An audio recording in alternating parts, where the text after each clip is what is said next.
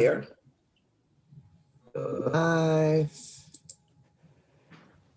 Okay. Why? Where's this? The recording. Recording is okay.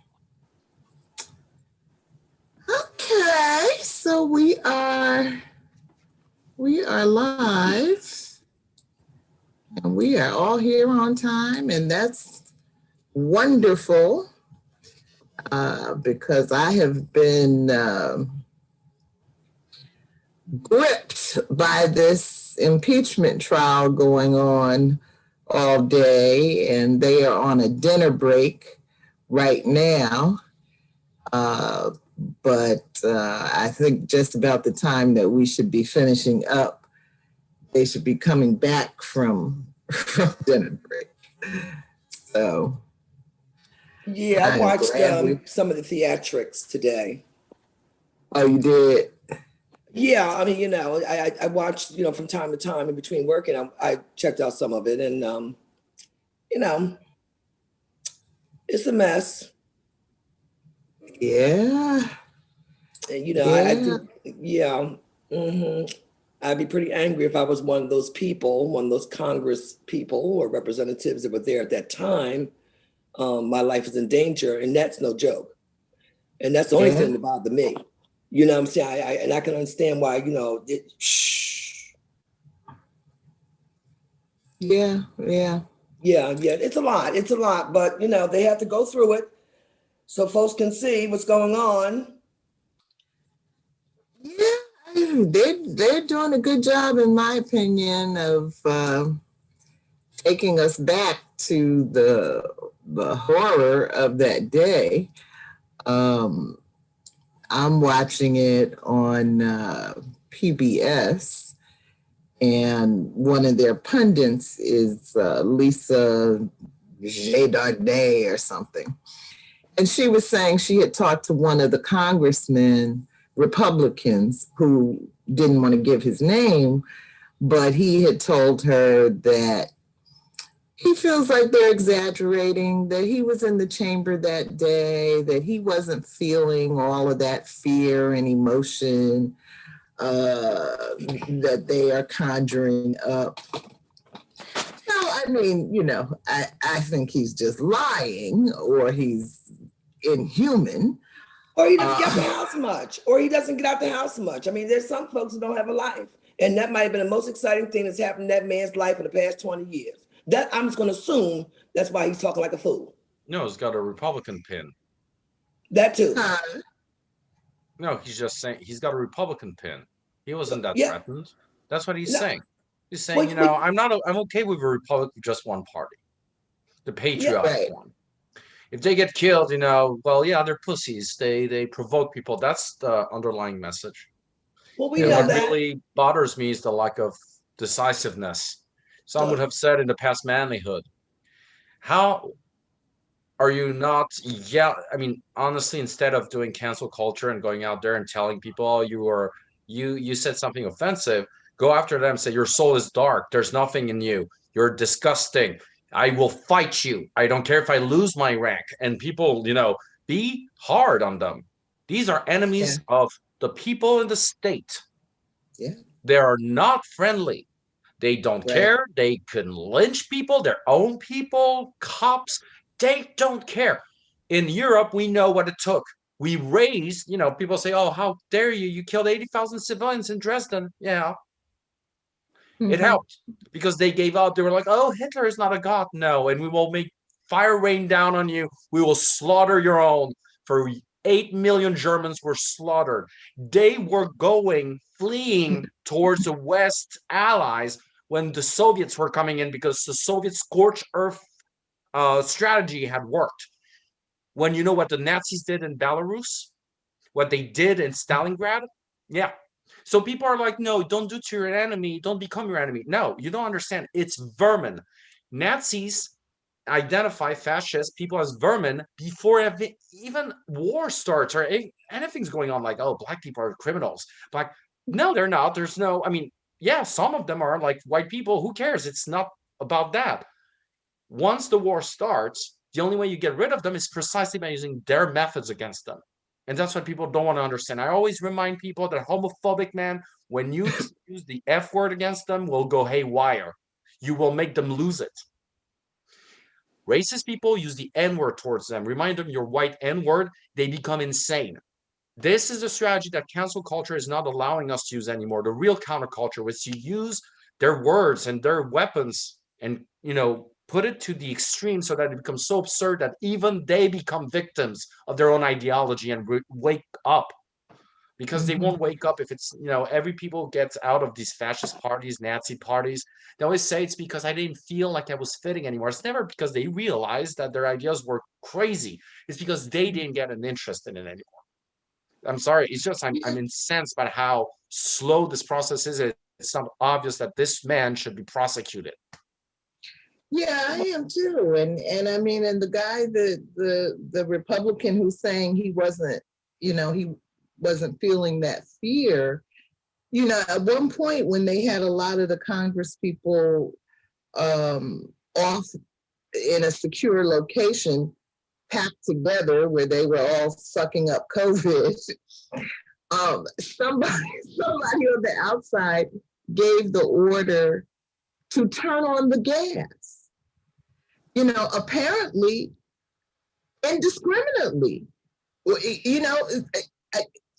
you were a Republican in that room, you were going to get gassed along with the Democrats. So I don't know, where they were feeling any sense of the delusion. But Michelle, they don't. they're What you don't deluded. understand is that kind of hatred in white men, they will take one for the team. So I understand perfectly how they feel that way. Why is everybody acting like this is kind of new revelation? Especially if you're Black, you should know that white men will take one for the team. He was not afraid. He was ready to die to hold on to that white privilege, and they have in the past, and they will continue to do that. So why is everybody acting like this is I don't understand his feelings? Where have you been? I've been Black in America for 61 years. And I've been watching this for as long as I've been alive. Even in school, the white boy would take one for the team. He is saying that I am willing to die. I was not shaken by it. I was not afraid about it. This is what I stand for. I want my white privilege, and I will die for the shit. Now, why are y'all upset? That's all he was saying. And this is usual behavior. It has nothing to do with nothing else, but this is the usual behavior. They will take one for the team. So why don't somebody just start being honest and come out and call it like it is and stop doing this colorful, flowery talking and stuff when you know full well that if they really believe in something, white men, they will die a martyr and they'll go down.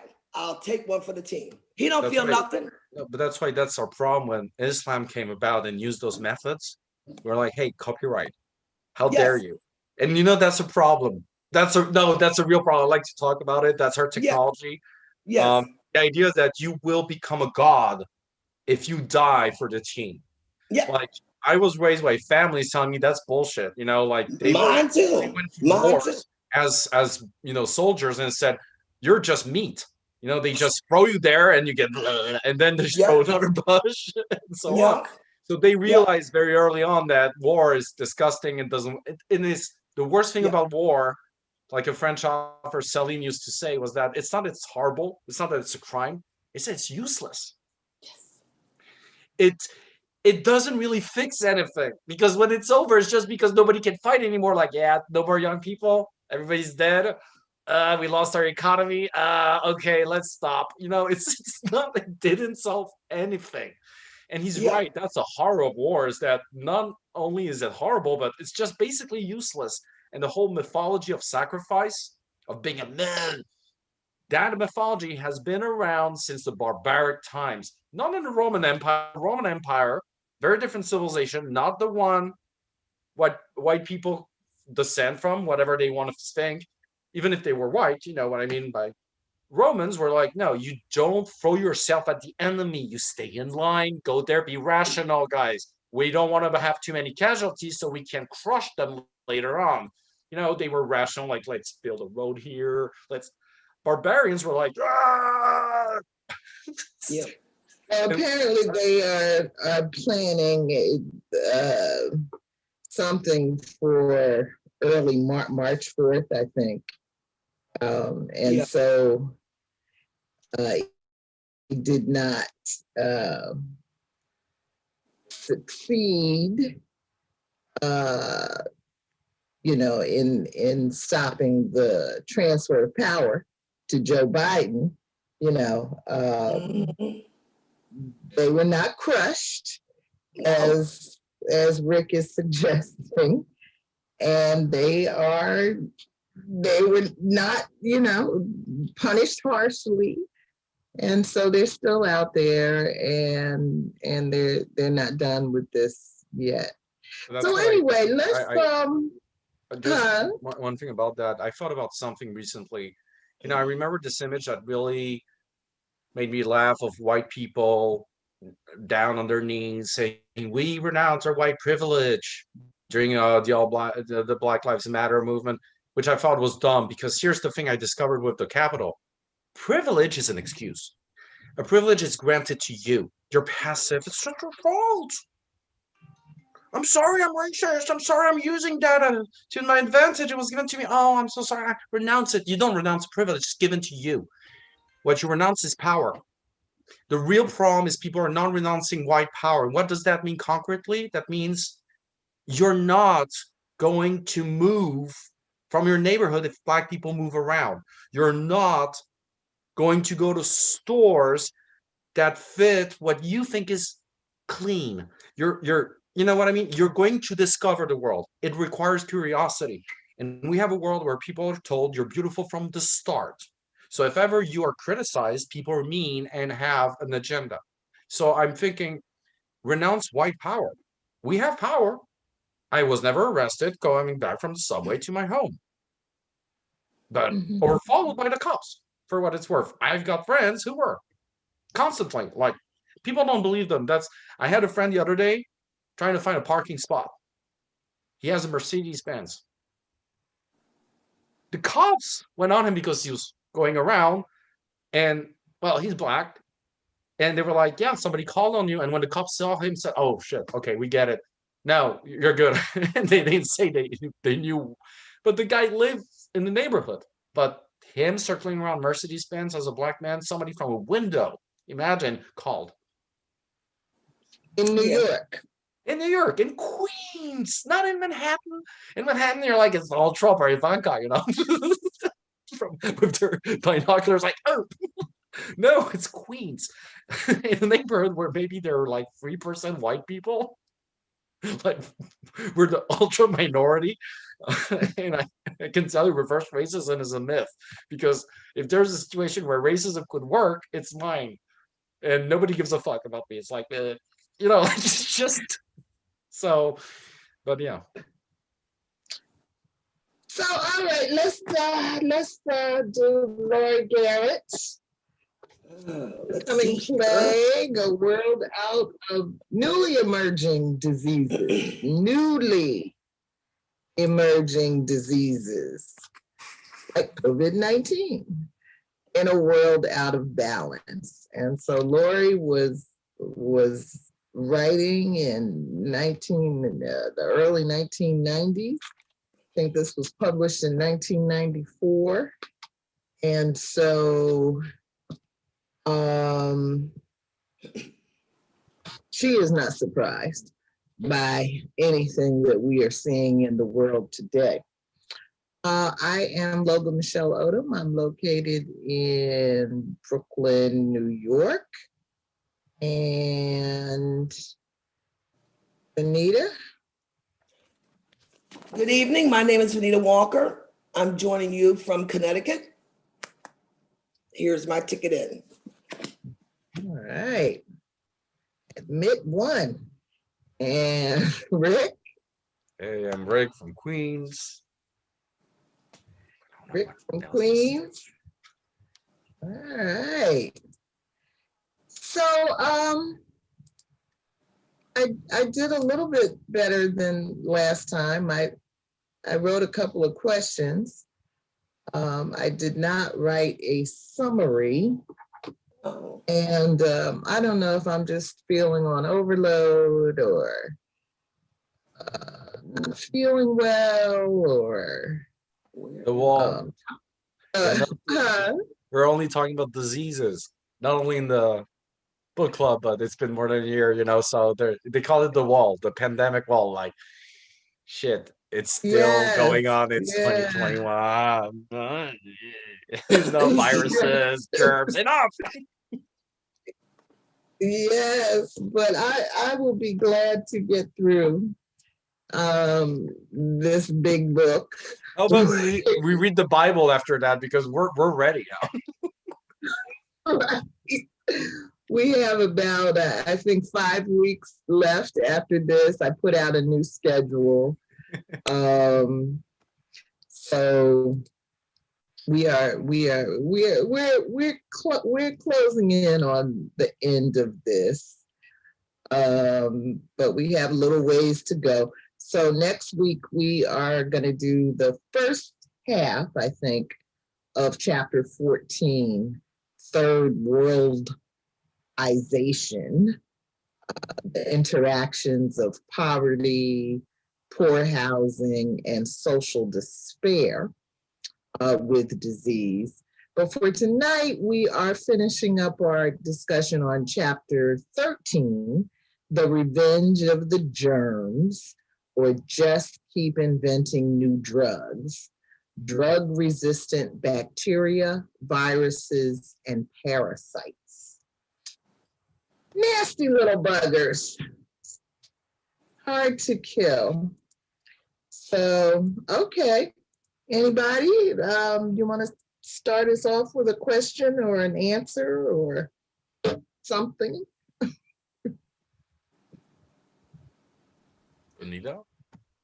Rick? Anita?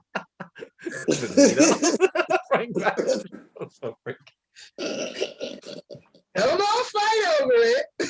I know. Let me hold myself back. Go on, Rick. Take it from the top. No, what I learned is like, okay, I think there's a paradox.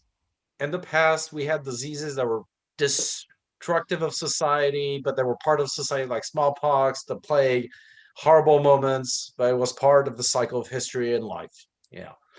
Then we destroyed these diseases, and they were like, hold my beer, let me mutate, let me become more resistant, and let me come back. Give me 30 years, I'll make a comeback. Now it's like disco will never come back, but it did.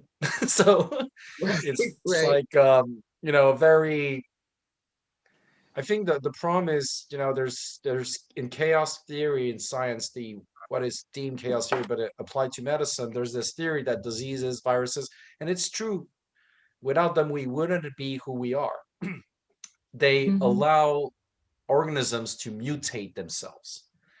For example, um, what would have happened without some diseases to our species? Maybe those with bigger brains wouldn't have survived, and those with smaller brains were more sensitive to some things, so that made the freaks with bigger brains the predominant species, and so on and so on. So viruses also are so important to transmit genetic material from one species to another, even if that kills. Those that resist learn from it.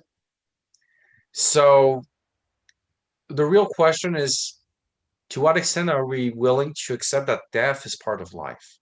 And instead of trying to delete it, cancel death or pain, we finally realized that we could use these things that are negative to become more powerful. So what I mean is, somebody who gets sick, like Nietzsche used to say, it's when you're sick, you realize what health is. And when you become healthy, apply it. And when you're healthy, it's when you realize what sick means, and so on and so on. Maybe, and you evolve mentally also. So how do we create a society where instead of preserving people from pain, we teach them how to make pain into something, into material for the future, for their future, everything's painful when you learn. Walking is painful, breathing is painful at first.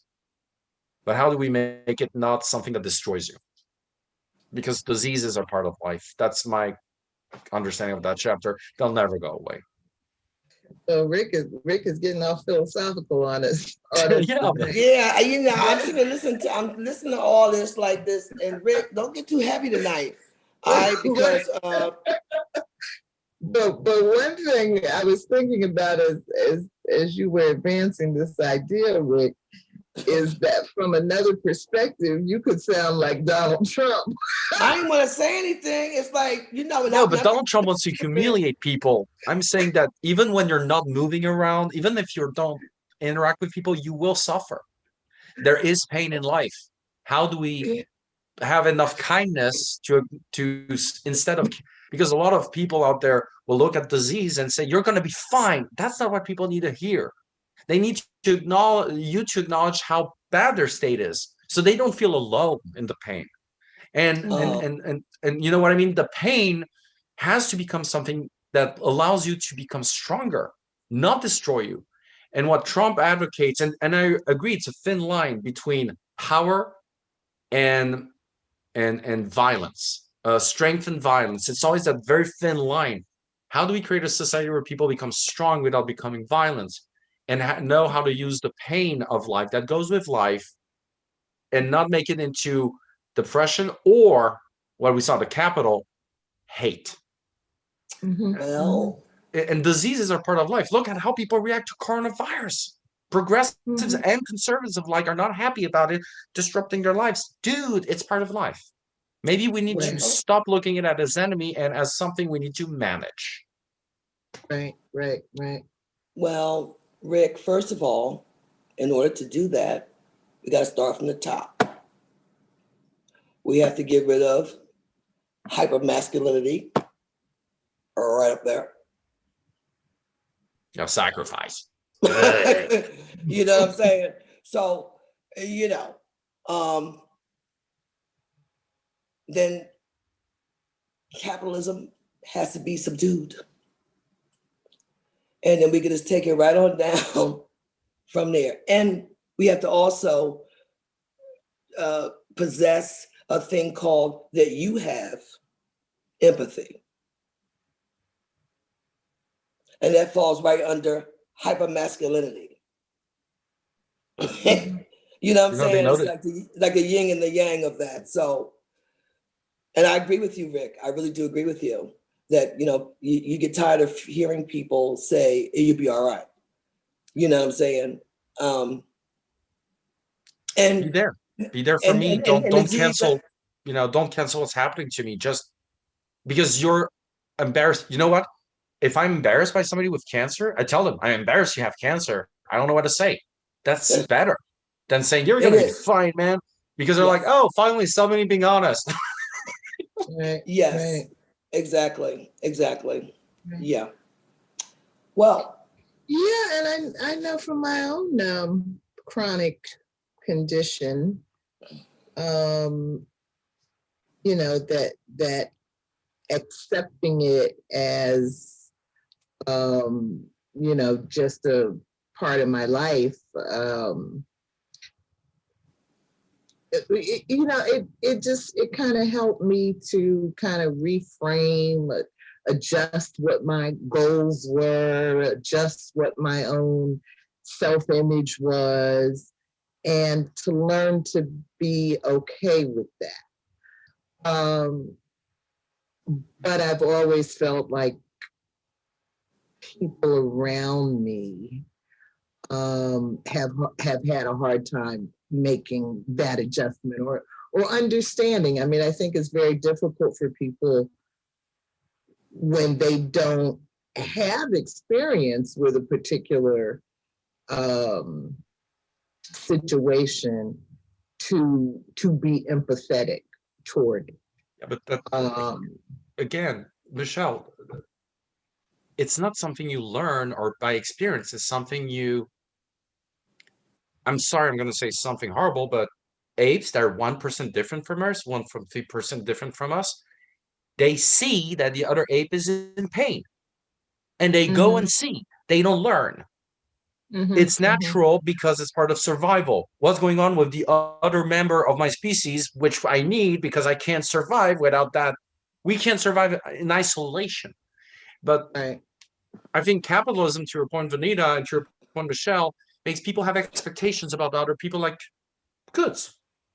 Right. Oh, Right, right. you're no longer the good I bought or I was That's it. expecting, Michelle, and I'm your brother or sister, and it happened to me in my own family. Everybody. Oh, Right. I'm not interested in you. And now I consider you depend on me, Yes. even if you don't. And the Yeah. whole thing I have is, for example, instead of the having expectations towards people, if my friend all of a sudden becomes a jerk, I'll be like, "Why are you a jerk?" And the guy will be like, Mhm. "Well, I don't know, I'm having a bad time." You'll have a conversation and you'll be spontaneous. But when you're like, he's being a jerk, something must be going on in his life. I will not tell him, but I will treat him differently from now on. Like Mhm. Mhm.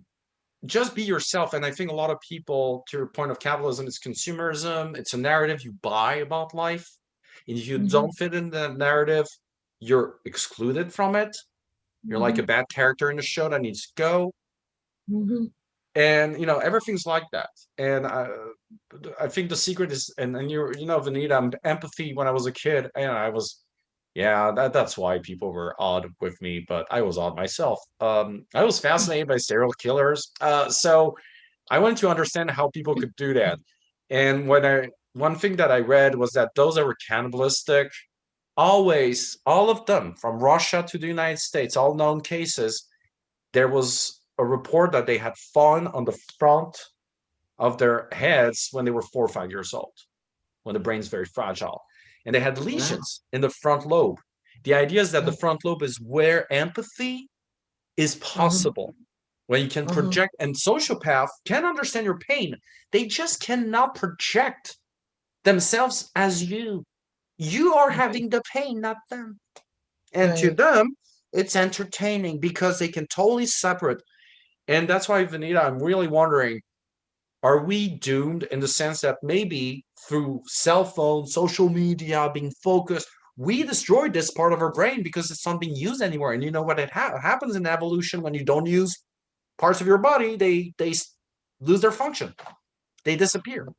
I don't know. I gave up on that a long time ago when I first came down with lupus. So no, I don't depend on other people's affirmation. I don't depend on other people's empathy. If I depended on that, I would literally be dead. What I had to do instead was depend on me, to keep my mind strong, not to be bothered by what other people thought or whether they're accepting me or making excuses for what I could not do. I decided that like very early on, because first of all, it was just me. Again, you are as good as your last play. That was family members, that was so-called people that I'd known for a very long time. You are as good as your last play.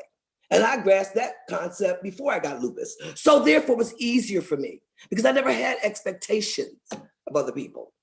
You understand what I'm saying? I know that I would be disappointed because just sitting back, watching the way they move, and in other instances, you know that you are as good as your last play. So it didn't have to happen to me. I knew that. And I don't think it has a lot to do, it may have to do with, the physical, of course, aspect of whether they fell on their head or whether they're cannibals through a ritualistic culture. And there are places where they eat their dead. Now, I don't know if they fell on the head, but it's a regular ritual. But what I'm Well, trying to say, in other yeah, but the words, that ritual is for war. It's yeah, you can't Indonesia. have you It, can't it, have it those was war. expectations. That's what I'm saying. Mm. You cannot have those expectations. I have no expectations of anyone on this earth.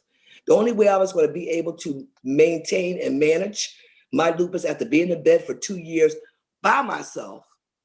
No one even asked me, did I need a cup of tea? Drop a card in the mail. How you doing? Are you dead? Are you alive? And I'm a person, no, I'm serious. And I wasn't asking for your money. I have what I need. You understand what I'm saying?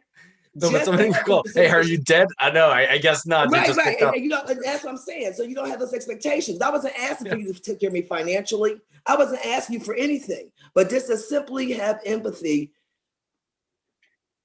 So no, But to if you bring had, back to the point that you just cannot have those expectations. This is my disease. mm, It belongs to me, and I'm I going will to make a manage bet. it. You know, If you had reached out saying, I'm sick, I'm so, no, then you would have become interesting. Then they would well, of have course. talked to you because then they could have used you to feel good about themselves or have an There you go. activity. I'm not And the this is where, bottom. and you refuse to play their game of being the self-pity, which is, oh, Vanita cannot come today and nobody needs to ask why. Oh, we get it, Yeah, and we should never ask why. I don't know. I grew up in a culture with a lot of, the suburb guys in France, a lot of Arabic guys. It's like, yeah, you've disappeared for 2 years. Nobody's going to criticize you when you knock on the door. They'll be like, hey, where were you? I was out doing something. Hey, you want to come for a drink? Like, it's normal that people have lives you don't understand, but you okay. like their company. And if you could Right. just start with that and stop thinking, I'm your best friend, huh? I'm your real Yeah, love. Right. Always again, you were talking about toxic masculinity. What I find surprising is how many women have toxic masculinity, which is I'm the best of my job. I'm the nana. oh yeah, yeah. Oh no, I'm sorry. I I will wasn't trying. crush No, everybody. I need to make that correction. I was just using that in reference to Donald Trump. Oh, you got some women? But It's it's actually downright. from It's they're downright imitating us. dangerous. Right, They are right. It's like I'm downright the dangerous. best. Yeah. No, no. I was just using that in reference to him. But you have women that I can't even. I don't even allow them to be in my breathing space. They're just not allowed. No, seriously, they're not No, allowed. that's true. So, Mhm. anyways, Michelle, how do you? What did you learn? Since you're the host, and I'm asking the Here's host. the ball. Yeah, I mean, I, I don't know. I mean, I think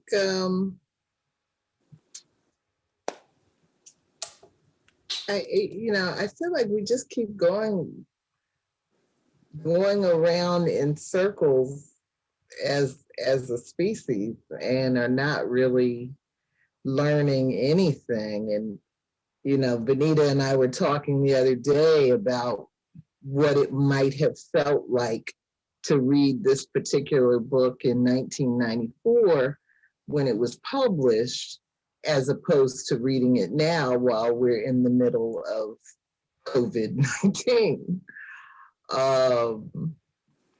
But from this 2020 vantage point,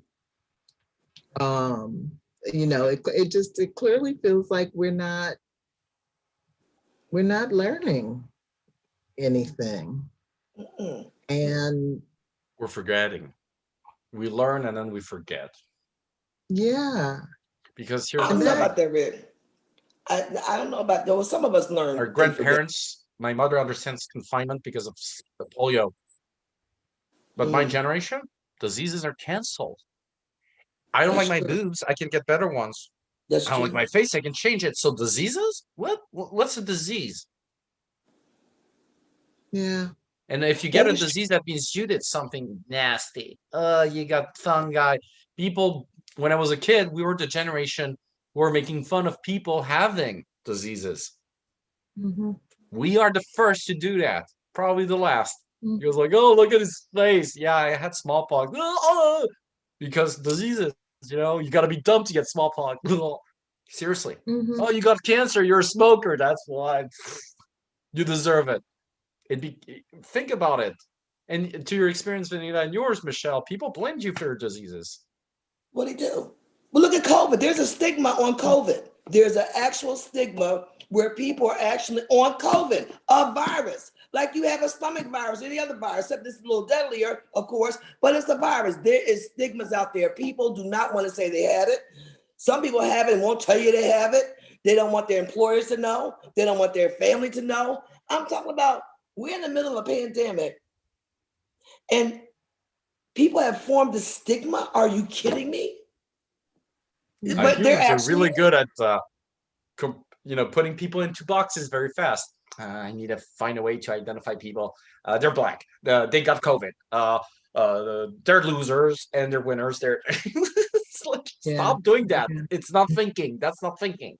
That's being an No, animal. it's just, it's well, it is thinking, but the sad part about it is that there's nothing else in this world that you have that's pressing other than to create this crazy in your head and put a stigma on a virus. See, that's where how I look at stuff. You know, I be like, Yeah. are you kidding me? Do you have nothing else to do? How many people refused to report they had HIV to their families because they were scared that, like they wouldn't shake their hands, hug them. You remember Well, this whole free hugs thing, how it started? yeah, It was it, HIV originally. People it were was. saying we're not contagious if we hug you. But for years, like saliva, like it's a gay disease. I Oh yeah, remember I people remember. telling me I put 2 condoms. I'm like, it's don't. That's not what you should do. Oh, but I do it. It's stupid. That's worse. Yeah, it was scary. That was a sad time. That was a very In sad this time. in Yeah, this chapter, there's the point about, I think it was malaria that was so difficult to kill, even with multiple drugs. And there was, I think it was Kinshasa, where Yes. the doctors had decided, if a child came in with like a deadly case of anemia, they would just grab the blood, knowing that the blood could well be HIV tainted, but not having the time or the resources or the tools to test the blood. So there was a conscious decision to give you the blood to save your life. So that was, I think it's the ethical issues question that's in here. But it was that scenario, as well as testing drugs on prisoners. That was the other thing that kind of came up in this chapter that, I guess it's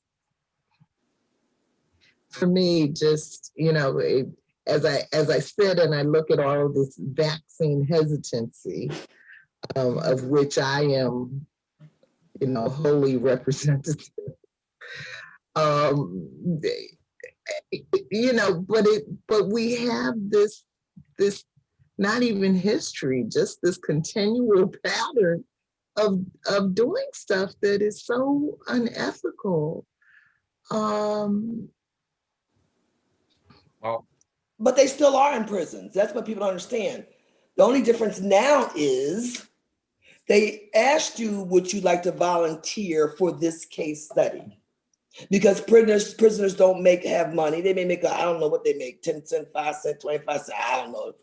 like 10 cents Anyways, of a dollar for right, something the same ridiculous. job outside of jail. Yeah. Right. So once again, they're preying on the weak within the system. They are still doing that in 2000 and what year are we in? 21. Before they did without the permission, you're in prison, you're no longer human. You Right. do what we want you to do. But now they still do it. They ask you, do you want to join these trials? And they'll pay you a couple dollars. And they're doing that today. It hasn't changed. But that's why Yeah. they should pass a bill saying that for prisons, only observational descriptive trials are authorized. Non-interventional should be the norm, because it's like telling women, hey, you got 4 children and you're going to lose your job. If you come Right. to my home and I give you $300, you will be happy to have a time with me. No, it's not rape, apparently, but it is. Preying on the weak.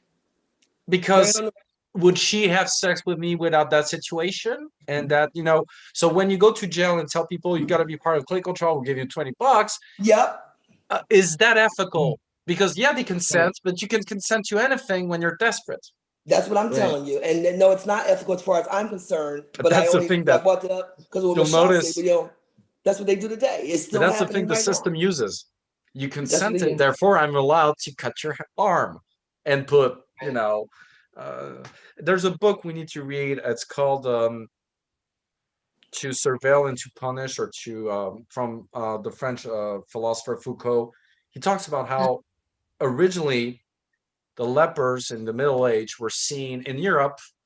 The first asylums used to be leprosies in the past. In the Middle Age, there were leprosies. And the lepers at first in the Middle Age were put on boats.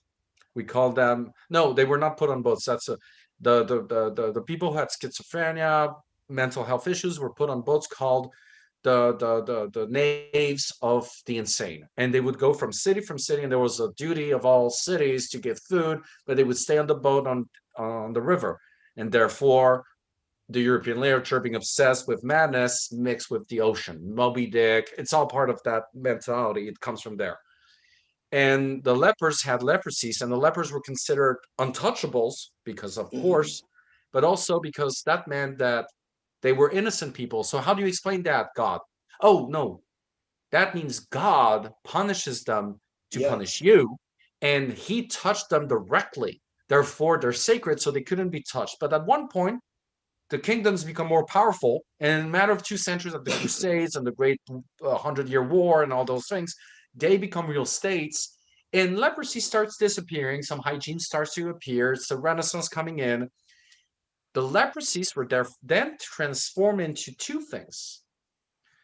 First, they were transformed into asylums for the insane, and second, they were transformed for in stockage area for when slaves couldn't be brought back directly to the Americas in the 18th, 17th century, so they would be stored, quote unquote, there, which means, no food and nothing. Over the years, what Foucault realized, and that's his analysis, is that it led to 2 other things in modern Europe and modern America, which is schools, how schools are built, and finally, the fact in the asylum that the insane are now considered socially inadequate. The new God being society, no longer an external God, so there's nothing sacred. They are inadequate, need to be reformed. So what Foucault says is that it's not about healthcare, the way we treat mental health, it's about repression. It's about canceling the problem from society rather than treating it. And so I'm thinking about that because when you look at the stigma of COVID and everything, it's the same situation. There's a problem. I don't have time for my mother having COVID. I deny her COVID, or I deny her. I believe COVID's real. I deny her. I believe COVID's a hoax. I still deny her, but I deny. We deny. No, not interested. So I'm a little scared because I'm thinking, what's next? The new trend in the Z generation, we said millennials were horrible, but the Z generation is pretty brutal. Their new trend is they say the Menendez brothers did nothing wrong, should be acquitted, released. Wait, what? Menendez brothers, you remember those guys that said they were molested, but then premeditated the murder, but they say no, they were molested, and still, I have a lot of people who were molested in my life. They never went on a premeditated program rampage over their parents. They went to the cops. Yeah. So I don't know. It's crazy. Yeah. There's a lot of ugly going on in this. A lot of crazy. Wow. Meanwhile, back at the ranch, these bugs are hard to kill. So Rick may be onto something that we need to call a truce or find a way of living with them. And I think when we look at how coronavirus is mutating all over the planet, coming back bigger and badder, than before. What would that look like, Rick, if instead of creating vaccines and boosters and more boosters, You know, the multiple drug therapy that COVID-19 is being treated with. But what would it look like if we didn't do that? America, 7.5 million deaths in 1 year. Before herd immunity. I think in France it would be, let me calculate 2 million, over 68 million, 73 million now. I think we would end up with 450 to 800 million deaths worldwide. Wow. Then probably a war would break out between China and Russia, and China and the United States as a result, because people don't realize that we're all at peace, but if I'm the head of state of China or America, and all of a sudden Russians have their troops depleted and their nuclear arsenal is neutralized, it's now that I invade. Oh yeah, we were at peace, but it's been 80 years of tensions. Now, do it. I would do it. I'm sorry.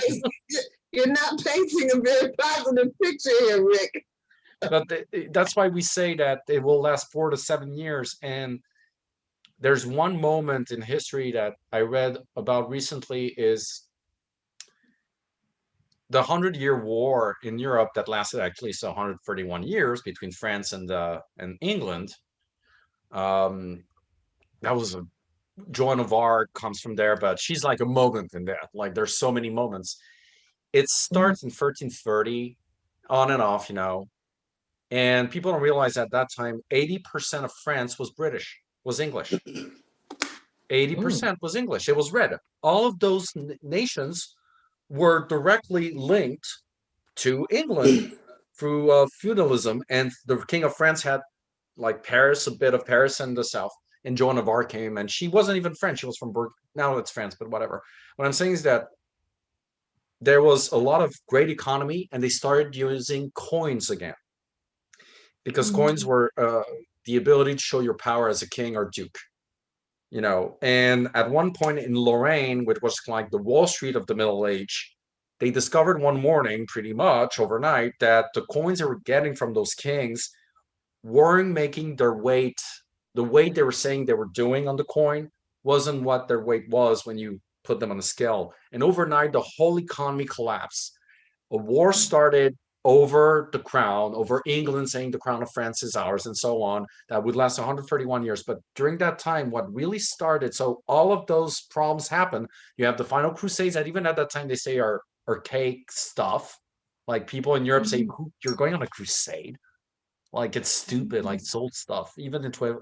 But what I'm saying is that they bring back germs, they bring back novel roads of merchant roads. And all of a sudden, from China, from the Silk Road, comes the Black Plague in the middle of all these crises. And we know in Europe one thing: it's the end of the Middle Age. The real Middle Age stops there, then starts something else, the modern age of Europe, and pretty much it led this Great Plague destroyed so many farmers, killed so many nobles, so many aristocrats, so many people, that when it was all over, the aristocrats were like, okay, let's go back to work, go back to the fields. And people were like, we're only 5 left. If you want our services, give us land, give us money, give us walls. Bourgeoisie was born. The famous bourgeoisie that would lead to the French Revolution, and also to Nazism, fascism, and communism, by the way. Trotsky was not poor, Lenin was not poor, Marx was not poor. They were all bourgeois. So what I'm saying is that diseases reshape society very long term, and the real impact is not seen after centuries. And I'm thinking COVID is one of such crises, because it really challenges our soul as a society. Who are we? Who are we anymore? I don't even know. I was raised with the idea of Second World War, which, to your point, Vanita, which is sacrifice yourself with elegance, with panache in France, which is save the children. Okay, you could live, but yeah, let's die with a smile on your face. That's how I was raised. Not killing, doing because Nazis, they were ruthless. But what I'm saying is that maybe it's time for a new society. And are we winning? Because Biden maybe won, but he would have lost without COVID, which is already to me a problem. Right, right, right. It takes people dying for people to themselves suffering. I don't know. I just don't know. Yeah. Thank you. Benita, what's your big takeaway from chapter 13? You said you were enjoying this chapter. You're muted. You're muted. Once again, I'm still amazed by the politics, whether it's HIV or whether it's the coronavirus. How long they denied it. White men, let's bring it back again. White folk. I'm sure you had those evangelists in there because they were abominable anyway because they're gay and da da da. But for years, just preventing science to move forward before it even think about attacking the problem, for even figuring out what the situation was. Period. You had all these white folks out there as usual on their bullshit. You know, is it this problem? Is it that problem? You know, of course, the elitists and the middle class were exempt, number one, from any damn thing. And it just, I mean, the years that went by, you know, and AIDS was able to just fester, you know, the lives that are lost in the process. There are a lot of folks now that still have AIDS. I mean, people don't even talk about AIDS anymore. You know why? Because now you have these wonderful cocktails that can manage AIDS. But the truth You is, know, they there's still people, die of it, but right? they don't die right there under your nose now. And that's what I'm They saying. died They're later. not dropping, right? They're not dropping dead in the street. Okay. Oh, plenty of people still dying from AIDS, but also too now there are But people now, that no, able, it's clean now. It takes more time. It's like cancer. We're not curing it, but yes, now you live 5 years with it. yes, You're not dying right. like before, you know. So they're moving on to say next. But what I was trying to say is the same way with the coronavirus. The people that had to die for no reason, simply to get some people out of denial that it's not a democratic hoax. It'll go Oh, but away. even on their deathbeds, remember those stories? They would say, "You poisoned me. It must be lung Yes, cancer." So, yeah, you know, at that point, I'm sorry, I'm becoming a Nazi at that point, and this whole yeah. toxic masculinity comes by. I'm like, yeah, euthanasia is a good thing, right? Eugenism is a good thing, right? I'm like, Yes. we should select people now. Sorry. But it's just the lives that are lost in the process Yeah. of people, you know, convincing themselves. The mind is so powerful. It's so scary But because here's people the can thing. convince themselves of anything. And I'm looking at the AIDS epidemic along with, and everything is about politics. And it's sad.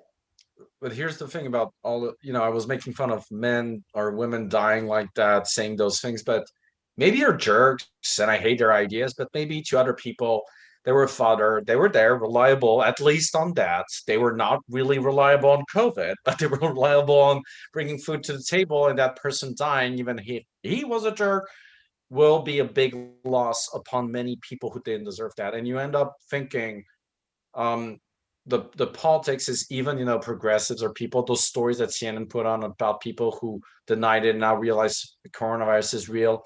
They know it's food for trolls. It's food for people who will feel satisfied at their illness. This is where you can't become your enemy. You know, you can't, you know, when Trump was sick, we all found it funny because Trump is not just somebody who denied it, he engineered the denial. He Yes. knew it was real from Yes. February. We forget the Yes. call all the time, but he was like, yeah, this is airborne and this is a crazy thing. It will kill you. And everybody's like, he plays 5-dimensional chess. No, oh my God, no. It's just we're so cowardly and so dumb that he can dominate us. That man can overcome us. That shows how low we've become. That's right.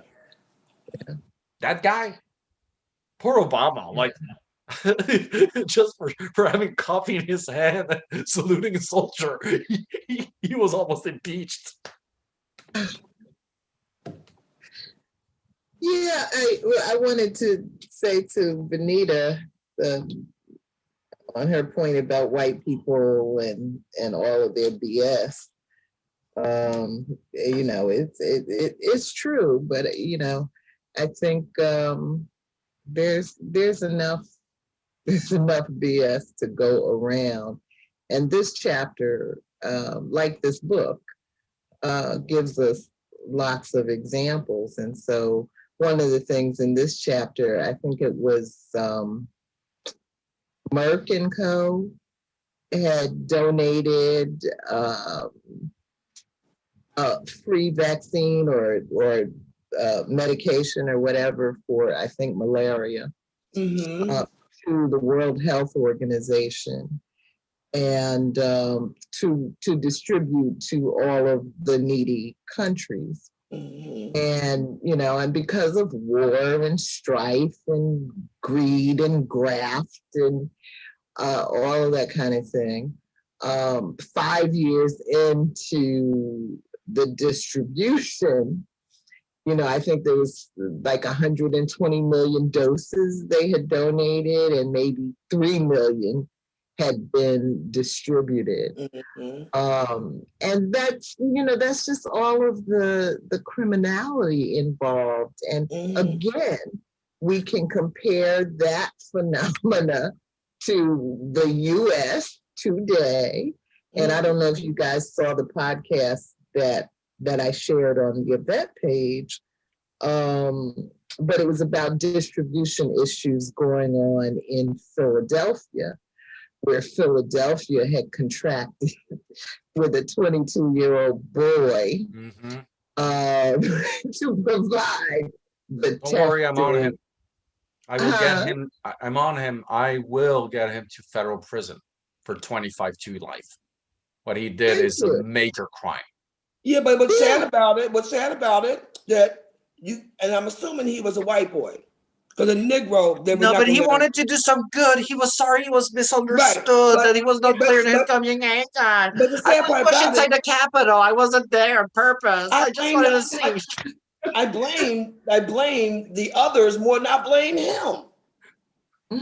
That's the power of white power and white superiority. That is the power. A 22-year-old white boy can come up in there With and no blow some healthcare smoke. experience whatsoever, by None. the way. Welcome to America. Welcome to America. Okay? Really? And walk in there and blow some smoke up your bunkie. Right. And that right there shows you what time we're still in. And that fact is getting even worse. A 22-year-old, that's the power of white privilege. I mean, that is just, it's like, but I think there's something worse than that, is that in the end, white privilege, white power feeds off people renouncing. Because here's my question.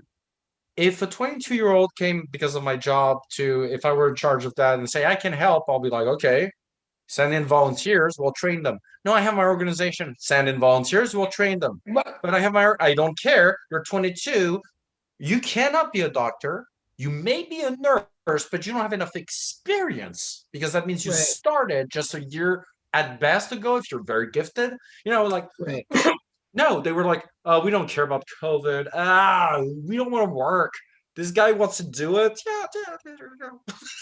Seriously, what was the city of Philadelphia? It's not like a village where they don't have a lot of people This is around. what I'm saying. How can I blame him? I blame him, but he has to take responsibility. City council. But how did he get that far?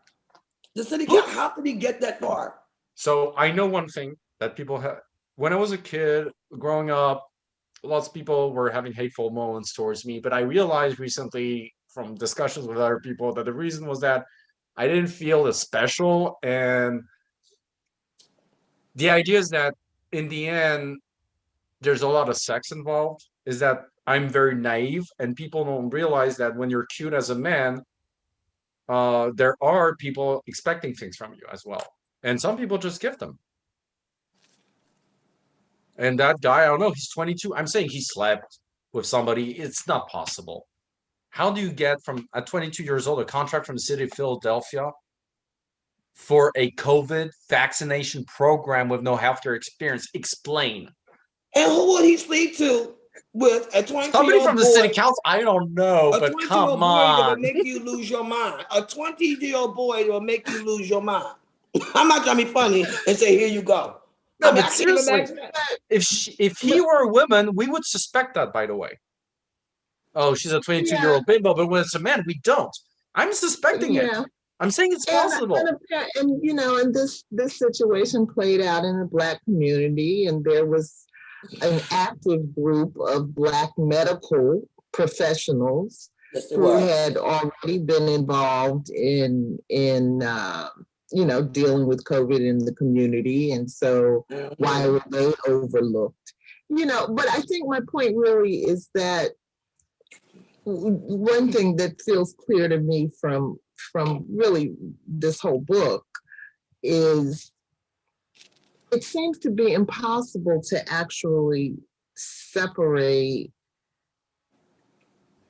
health care from politics and criminality. It's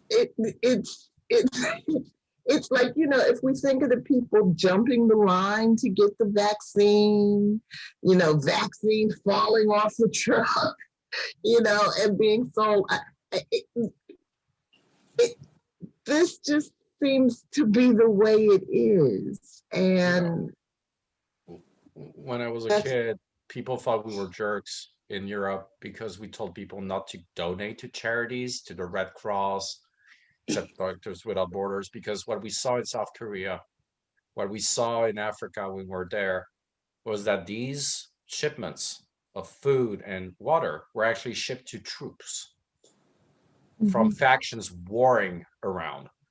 Um, what you notice that the Red Cross one day admitted it, and we were like vindicated. They said, yeah, of course, but if we don't let them take 80%, the 20% doesn't even reach the people, which is a real problem. I agree with them. Like, we either close our eyes and let them take what they take, but at least we get something to the people. mhm, But it's you're financing the regime that's suppressing people and making your needs even greater. mhm, mhm, And this is a principle that a lot of Pan-African thinkers from Mhm. France and elsewhere are having, is that, you know what's the solution for Africa? If there are wars, if there are genocides, nobody intervenes. mhm. Enough. No more interventions from any foreign power in Africa. Africa goes through their history. It might end up horribly for Even in the form of humanitarian aid. nothing. They were saying because humanitarian aid is like a Trojan horse, and we saw it with my own eyes. I saw trucks been emptying by troops, part of the trucks into other trucks to feed their troops that were slaughtering the people that the other truck was going to. The absurdity of it. But dictators know it works, and that's how also they get weapons. A lot of these shipments, you know, Israel is, you can criticize Israel, but they're right. When the Turkey sends out a ship with food that had a stop near the Caspian Sea where Iran is and Russia. No, no, there are weapons beneath that ship. Of course there are. And this is what people don't want to hear about. I had this friend when I was working at a company. She used to be a secretary for the CIA. And she then went to pharmaceuticals, very accomplished woman. And she used to say, well, you know, analysts at the CIA, every 3 hours they have to step down and go upstairs and do a psychological test for 10 minutes, go back down, because what they see will make you insane. Wow. And I think that's the kind of stuff, like, we discovered that during the Syrian war, they send the UN sent some investigators about weapons traffic. Where do they come from? And they have, they know how to trace back weapons from they find on battlefields. And Al Qaeda, Al Nusra, as well as ISIS, they traced them back to Bulgaria, which is part of the European Union, which the European Union had embargoed weapons to Syria. So how did that work? Bulgaria reported an increase of 170% of their production of weapons in 2 years to the European Union officially. Journalists then picked it up. And then the UN picked it up and said, wait, they were sent to Qatar. They were sent to the Emiratis. And from there, they were reshipped, think about it, to Mozambique. given to Civil War guys. Civil War guys then gave them back after using them on the battlefield once, sent back to Syria, where they would be sound like, oh, they were trafficked. And it was in plain sight, because here's the thing that I always tell people: they don't need to lie to us anymore. They can put it all out there. Nobody cares. Nobody can read. Nobody can understand what it means. So yeah, humanitarian. How many humanitarian associations are there in Haiti right now? 3,000. Charities, you know how many vultures are there. And how many of these charities went to Africa to save children that were orphans, that weren't orphans, trying to kidnap them to give them to French parents. That's true. It's colonialism. We colonize people not by, this is what the Americans don't understand about Europe. We did not go to Africa saying, you're inferior, we hate you, we will genocide you. We went there saying, you're children of God, but you are lost, savage. We will civilize you. We will take you under our blossom. And if you don't comply, then we'll have to punish you. That's how we went in, by being all smiley and stuff. And that's the real face of fascism and racism. It's a smiley face. It's not, hate is too obvious, you know? So in the midst of all of this, the germs, the bacteria, the viruses, the parasites, they see how stupid we are. They're like, oh, sure, we'll go, we'll help. And they are saying, if you all think you're in a war with us, okay. And they are just skipping along, living their happy lives, because we are not capable, it seems, of doing anything effective to keep them at bay. But we don't want to. Remember, Michelle, diseases control populations, not in the sense that people die, but people are, when they're sickened, cannot revolt, cannot think. They're suffering. Whether it's diabetes, cancer, or COVID, or the plague, the best way to keep people at bay is that there's always something that they have in their bodies, not their minds. You know, real power is, like Machiavelli used to say, no, it's not about convincing people to love you. It's about making them fear you. Because love comes and goes. Fear always stays. And that's what we do. And I know, COVID is a horrible disease, but here's the problem right now. If we don't get to a Project Manhattan scale like project with the 20 most powerful nations in the world, all the armies, which is very difficult because Russia, China, and America don't want to collaborate with India, and everybody has problems. We're in for 7 years. We have to bring in like the troops, distribute vaccines. We have ice cream trucks going down the street why can't we have vaccine trucks reaching out to people who are skeptical? Because here's the thing.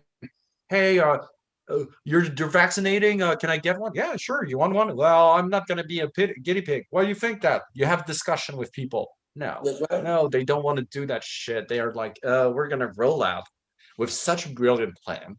And you're like, stop being slow.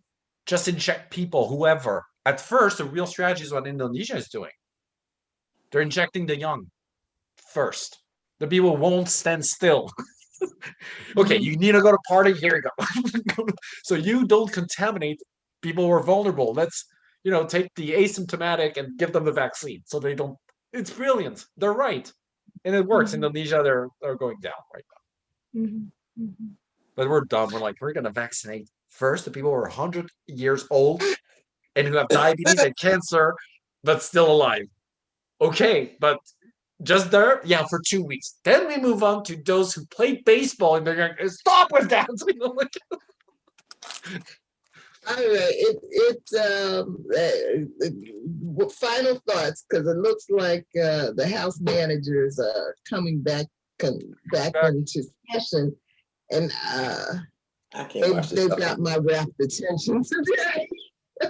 Do you think that some Republicans are going to break rank, or they're just cowards and, like you said, Vanita, fanatics?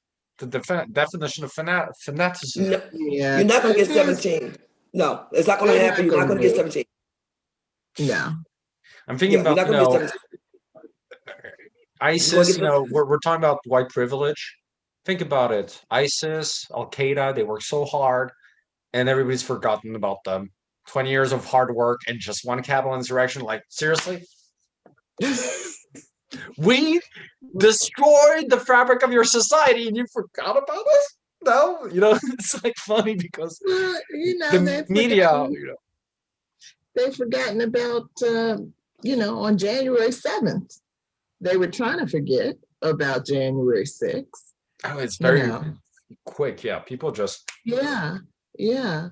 And so that's why I think the House managers are doing a good job of taking us back to that moment. But there's not going to be a conviction. But I agree with those that are saying this is about more than a conviction. no. We need precedents. If you need to Yeah. prosecute, Yeah, even if that's you're not fine. going to win. Right. Right. There's been a murder. Unfortunately, the jury did find our evidence compelling. He's been Right. acquitted, but we had to Right. do it. Right. That's why I say this is theatrics. They have to do Right. it. They have to say that this is not okay. He's not going to be Right. acquitted. The other congressmen, you had 6, I think. I want Joe Right. Biden to play dirty now. We're going to reform the Constitution. I know it takes 2/3 of Congress, but he'll get away there so that Obama can run again in 2024. And then when he's president, he behaves worse than Trump. He's allowed. He's allowed. I'm not sure he would Yeah. because he's not a horrible man, but tell Obama, hey, you can actually go out in boxer shorts. Yeah. He's I do appreciate that Biden is at least publicly staying focused on COVID and President, and running the country Yeah. and leaving all this drama. He has to. It's the legislative worry branch. about. He's the executive. He doesn't have to mingle with that. Yeah. We forgot about that. The Yeah. president should never talk about Congress. Yeah. The rule is there. But I'm glad he's doing that. At the same time, I do think we have a very serious domestic terrorism issue going on in this country. Yeah, but Michelle, And- And I do hope at some point when he gets his priorities, under control, that is also, and I have heard the director of Homeland Security talk about that is something they're actually working on, but I don't hear enough about it in the news, An and FBI. We need an FBI task force like the one that Kennedy and Johnson sent in the South during the Civil Rights era. Guys that were really hit force, that would get into barbershops and beat the shit out of KKK guys to get information. I know it's dirty, but we need them to fear the government again. Timothy McVeigh was the first upstate New York guy. People always think he's from the South. Upstate New York guy, veteran, decorated. Mhm. Yeah. Okay. People have to understand that terrorism is about hate, not about what you did with life. Like otherwise, all homeless people would be terrorists. And I remember people about the Turnev brothers. They were shocked that the younger, sexy rock star like guy was a terrorist, despite having success and stuff. And you're like, so why do you think homeless people are not dangerous in the end? The dangerous people are those who are not homeless, have power, and have intelligence, but just don't have any empathy. I don't know Mhm. why I can't feel anything. That's Mhm. so Mhm. I just hope that we understand that terrorism, um, like if communists and socialists were really a problem, let's count some civil rights movement era shootings of state troopers as quote unquote terrorism of far left. Okay, let's say that 5 people in 70 years in America. The far right, Timothy McVeigh, Charlottesville, Meso, the synagogue, that's a lot.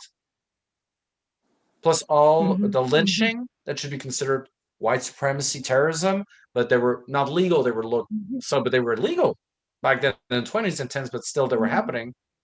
Jim Crow era. Yeah, white supremacy is the main threat of America.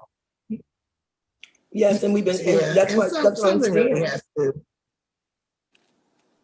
Yeah, but Islamic Yeah. terrorism worked better to remember 9/11. We couldn't stop these country singers that never set foot in New York from telling us how much they loved us. When COVID happened, they didn't care. Right. It's just that Right. Arabs, Right. that's the whole thing. Whatever. Well, let's go back to the impeachment trial. I cannot watch these trials day in and day out.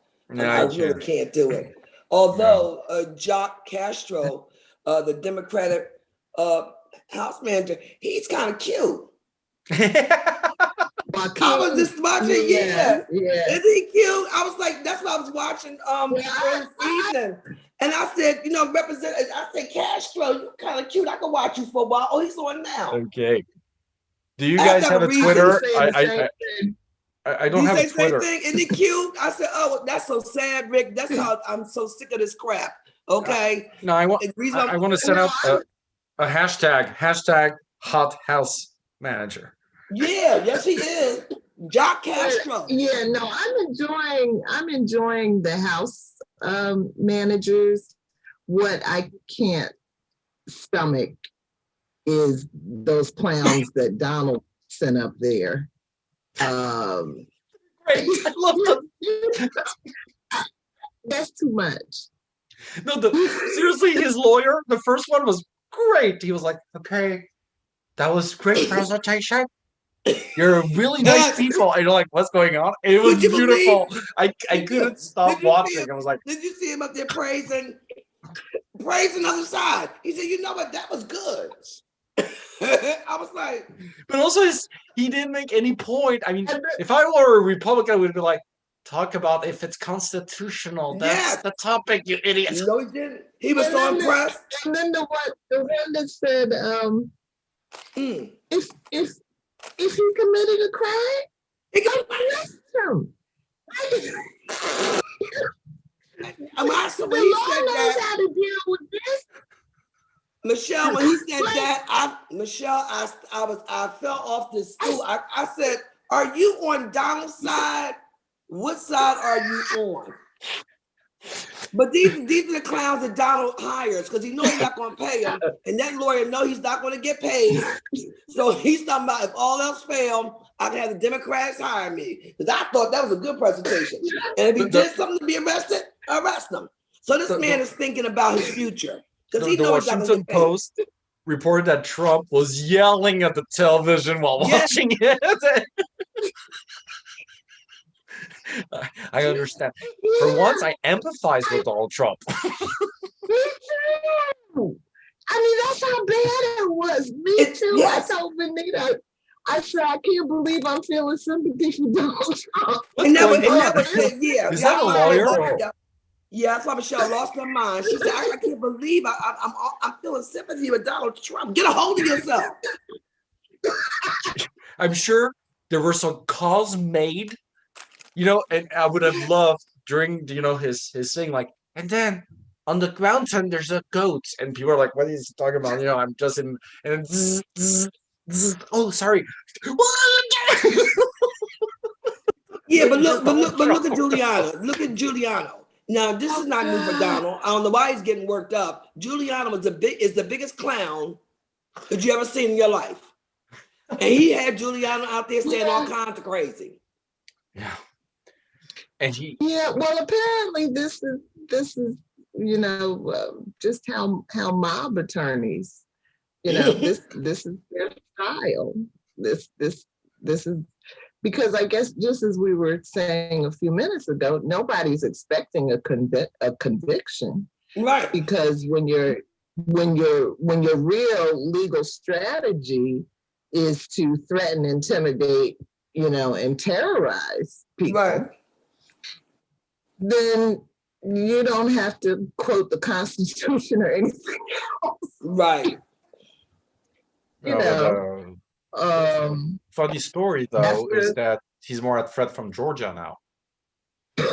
Oh yeah. yeah. That's a threat. That's criminal case. Yes, it is. It's not Right. Congress, not political. It's the courts. Yes, it is. And it's Raffensperger Right. who voted for Trump and supported him. But as soon as he got that threat, I got a Yes. consciousness now. And I think it's a Black woman down there that is leading that case. Donald Trump should against never Donald refer Trump to her as real- my African American because he would do it. You know how he is. Yeah. You should be Mhm. very They have careful. real She's a hard time with prosecutor. Black women. My prosecutor, my African American prosecutor. Donald, no. Shit, Yeah. no. Yeah, that's not that doesn't look good for him, Rick. That's not gonna turn out too well, Rick. That's gonna He not gonna did, turn out he too well. did for that him. in 2016. Nobody noticed. No. No, that's not gonna turn out too well. When I saw her stamp there, I'm like, Donald, Donald, you barked at the wrong tree. Yeah. It's not gonna turn out well for you. I would love in court when she's asking him questions. That's a nasty question. The defendant will answer the question. Oh, we find in contempt of court. You're nasty. Yeah. 1 day in jail for Yes. contempt of court. Yeah. Oh no, fake news. 2 days in jail for contempt. He would end up in jail for life for contempt of court without the trial going to term. Yes. It's not gonna go well. So no matter what happens here with this, Yes. he's gonna be, he's got a lot to look forward A to. lot. And he's gonna need some Anyway, real he's gonna need to save that money for some real lawyers. And the sad part about it is just no one will take on his cases. He can't get the big guns. The big guns that not here. Your kryptonite, thank you. No, they won't. This is all he really can get. He cannot get He's become the cream of the radioactive. crop. Because they're not gonna Right. they're not doing him like that. Yep. I mean, way back when he was in office, it was a couple of years back. He was trying to hire some New York firm, and they was like, "Oh no, we too busy about that. We got a lot of clients. It wouldn't be fair to you." How people decline gracefully. Right. It wouldn't be fair to you, Right. but we can't take on another client right now. I mean, he went to a fleet of them. They were all the same way. It wouldn't be fair to you because we're really busy right now. He couldn't get the big ones, the big real attorneys in New York, and that's where the big guns are. Right. Couldn't get them, not one. Attorneys don't Right. like publicity. Mhm. Otherwise, they can't work for And- big companies and they don't like clients. They don't like clients telling them what to do. and There also you go. talking You know, too loud to the Clients press. that are out of control. Huh? Don't talk to the Yeah. press. I will talk to the press. No, don't. We're your lawyers. Don't talk to the press. We're not. They can't defend you. It really makes their job hard. It's not worth it. Their reputation, everything else. You're not defendable. Donald Trump is not defendable. We Because he forgot run his about mouth that. too much. Right. But remember when there were the additions at Congress and there was the impeachment trial, the lawyers would make a point like the president could not have done that, blah blah blah, and Trump would be like, "I did it, and I don't care, fuck you." And then the representative would be like, "What do you think about what the president, your client, said about this?" Right. You can't work as a lawyer. You can't work. You can't work with that. Yeah. No. Yeah. So he gets whatever he deserves. Yes, So he does. anyway, you all, thank you so much. It has been a pleasure as always. Enjoy the rest of the week.